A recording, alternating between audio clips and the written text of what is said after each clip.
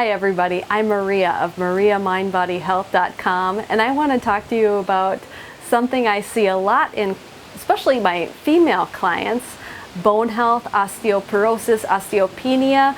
That's something that we've been given some bad advice. If you've been on Fosamax or some other prescription bone builder, I want to talk to you about the detrimental effects of those. Fosamax and other bone prescription drugs, what they do is they build bone on top of unhealthy bone. So sure, in a bone scan, it's going to show that you've built some bone, but what happens is if you actually do take a fall and you break your bone, they just don't break anymore, they shatter. My great-grandma Cress, when she was about 92 years old, we were at Christmas, and she excused herself to the bathroom. She opened the door, which she thought was a bathroom, but it was to the basement steps. She tumbled all the way down, fell onto the concrete floor. She didn't break one bone. That is amazing. But let me tell you about Grandma Cress's secrets. Number one, she always had this coffee cup of lard in her fridge that, man, I wanted to throw out whenever I came and helped her clean her house. She said, "No, Maria, that is like liquid gold. Do not throw that out." And she's so right. You know why? Because our bones are made up of fat, and not just any fat. I'm not talking about olive oil. I'm talking about saturated fat. It's the demonized fat that we've been told to stay away from. Yes, that's what our bones are made from. So that is really important. Another really important thing that you need to know is that most of our bones are built before the age of 18. So this is really important for you if you have kids or grandkids, whatever it is. They need to start building those bones at a young age because most of them are built before age 18. Now let's dive into why a ketogenic diet is very important to bone health. Well, you've heard that saying that you need to eat every 2 to 3 hours to fuel your metabolism, right? Well, that's if you're eating a standard American diet. That is because you run out of fuel. Your storage site, your liver and your muscles, they run out of fuel after about 2 to 3 hours.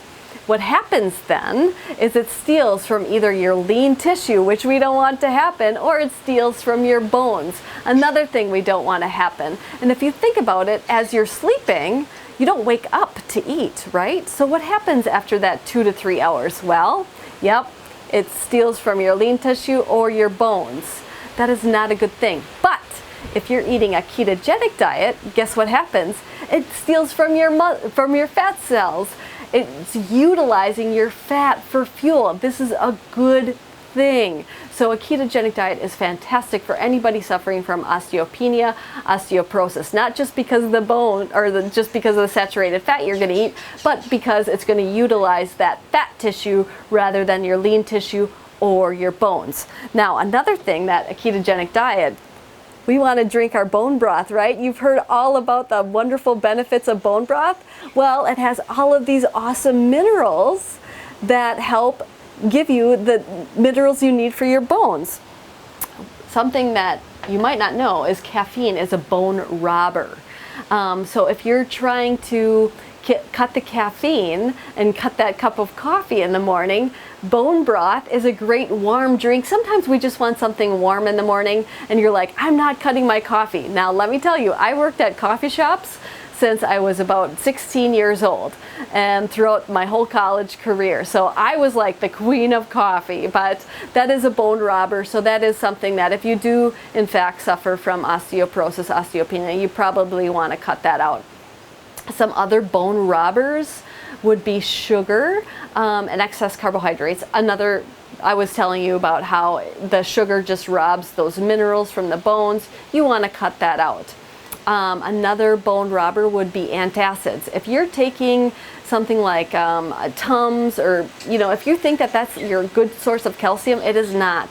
Calcium supplements are very poorly absorbed and don't really get into that bone that you think that it may. What happens is you get a lot of calcium buildup. If you notice that you have a lot of plaque behind your teeth, it may be that excess calcium from the Tums or whatever it is, it's not getting into the bones where it's needed. What you need is vitamin K2. I take 100 micrograms of vitamin K2 every day with my first meal, so do my kiddos. And what that does is it gets calcium into the bones where it's needed. I started this about 5 years ago, and ever since, about a year after I started, I no longer have plaque buildup behind my teeth, and I was just fathomed by how awesome that works. So let's see, another thing is magnesium. You wanna, we've been told that we need more calcium than magnesium. However, we found out that it's switched. We need more magnesium than you think about calcium for your bone health. So I recommend something like a magnesium glycinate. Don't go to a big box store and buy magnesium. You're going to get magnesium oxide. That's just going to give you diarrhea. You want a good form of magnesium. Or you could soak in Epsom salt baths. That's a great form of magnesium. Another thing that I did that changed my bone health and my life forever was started lifting weights. Strength training is awesome for bone health, and it's something that a lot of people don't think about when they think about bones. Strength training as well as impact training. I used to be a swimmer in high school, and swimming doesn't have that impact that you want for bone health. Whether it be walking, running, some sort of impact, it's really great for that bone health.